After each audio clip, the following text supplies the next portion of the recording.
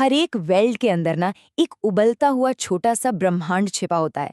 चलिए आज इसी छिपी हुई दुनिया के कुछ रहस्यों को उजागर करते हैं। जरा सोचिए, किसी धातु को इतनी ज्यादा गर्मी दी जाए कि वो पानी की तरह पिघल जाए। बस यही तो है वेल्डिंग की उथल-पुथल से भरी लेकिन शानदार दुनिया। तो सवाल ये उठता है कि इंजीनियर इस जबरदस्त गर्मी और हलचल को समझते कैसे हैं? देखिए, इसका एक ही तरीका है, वो इसे गणित की भाषा में उतारते हैं। इस सफर में हम यही देखने वाले हैं कि कैसे वैज्ञानिकों ने बहुत ही सिंपल आइडिया से शुरुआत की और धीरे धीरे अविश्वसनीय रूप से जटिल मॉडल्स तक पहुंचे। तो चलिए सबसे पहले इसके पीछे की साइंस को समझते हैं। ये एक बहुत ही मुश्किल डांस की तरह है जहां वैज्ञानिकों को एक ही समय पर गर्मी, धातु का बहाव और कई दूसरी फिजिकल फोर्सेस को एक साथ साधना पड़ता है। और इसे समझने के लिए वैज्ञानिक एक खास टूल का इस्तेमाल करते हैं जिसे हीट इक्वेशन या ऊष्मा समीकरण कहते हैं। आप कह सकते हैं कि ये गर्मी के बर्ताव के नियम कानून की किताब है।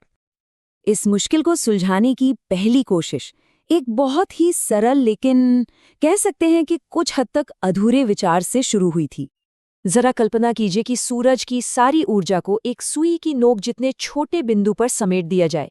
शुरुआती मॉडल्स का आइडिया कुछ ऐसा ही था, ताकि हिसाब किताब लगाना आसान हो जाए।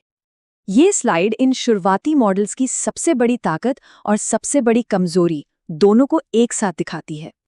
पता है, दूर से देखने पर ये मॉडल तापमान का एकदम सही अंदाजा देते थे, लेकिन असल में गर्मी के सोर्स की सच्चाई बताने में पूरी तरह नाकामयाब थे।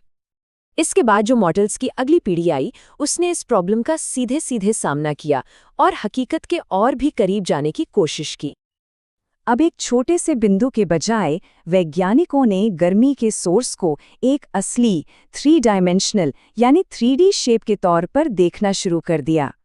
इनमें सबसे मशहूर मॉडल था डबल एलिप्सॉइड। ये 2 जुड़े हुए अंडाकार शेप्स जैसा दिखता है और असल वेल्ड की गहराई और बनावट को काफी अच्छे से समझाता है। ये वाकई एक बहुत बड़ी कामयाबी थी। मतलब अब वेल्ड के आसपास के ठोस हिस्से का तापमान कहीं ज्यादा सटीकता से पता लगाया जा सकता था। लेकिन एक असली दिखने वाले हीट सोर्स के बाद भी पहेली का एक बड़ा हिस्सा अभी भी गायब था, खुद वो पिघली हुई धातु का पूल। मतलब अब जोर सिर्फ गर्मी के सोर्स को समझने पर नहीं था, बल्कि इस बात की भविष्यवाणी करने पर था कि उस गर्मी से असल में बनता क्या है।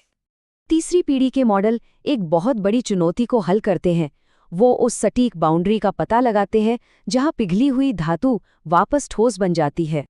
और ये पहली बार था जब मॉडल का नतीजा सिर्फ तापमान नहीं, बल्कि पिघले हुए पूल का असली आकार था। यहां से मॉडल एक नई सीमा में दाखिल हुए, पिघले हुए पूल के अंदर की हलचल भरी फिजिक्स को समझना। अब हम और भी गहराई में जा रहे हैं। चौथी पीढ़ी के मॉडल पिघली हुई धातु के बहाव को दिखाते हैं और 5वीं पीढ़ी के मॉडल तो बिजली के आर्क को भी शामिल कर लेते हैं। और ये उस मोड़ को दिखाता है जहां फिजिक्स इतनी पेचीदा हो जाती है कि आज के सुपर कंप्यूटर भी एक पक्का और स्थिर जवाब खोजने में स्ट्रगल करते हैं। तो आखिर इतनी सारी मेहनत क्यों की जाती है? क्योंकि ये मॉडल हमारी सुरक्षा और चीज़ों के विश्वसनीयता के लिए बहुत ज़रूरी हैं। सटीक मॉडल इंजीनियरों को दरार पड़ने, ढांचे के मुड़ने और तनाव जैसी बड़ी खराबियों का पहले से अंदाजा लगाने और उन्हें रोकने में मदद करते हैं, जो पूरे के पूरे स्ट्रक्चर को कमजोर कर सकती हैं। एक छोटे से बिंदु से शुरू होकर फिजिक्स के पूरे सिमुलेशन तक का यह सफर दिखाता है कि विज्ञान कैसे मुश्किल से मुश्किल चीजों को भी समझ लेता है और हमें सोचने पर मजबूर करता है कि अगला नंबर किसका है।